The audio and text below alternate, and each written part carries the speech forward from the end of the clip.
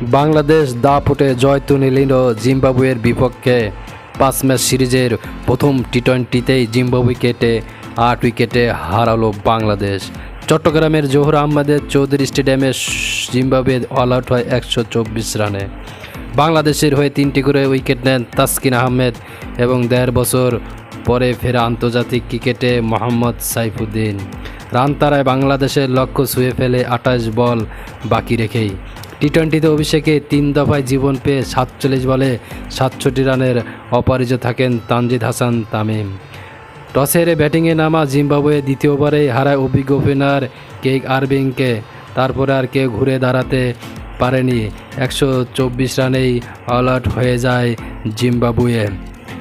জবাবে ব্যাট করতে নেমে লিটন দাস 1 রানে আউট হয়ে যান এবং তানজিদ হাসান তামিমের সাথে সঙ্গ দেন অধিনায়ক শান্ত।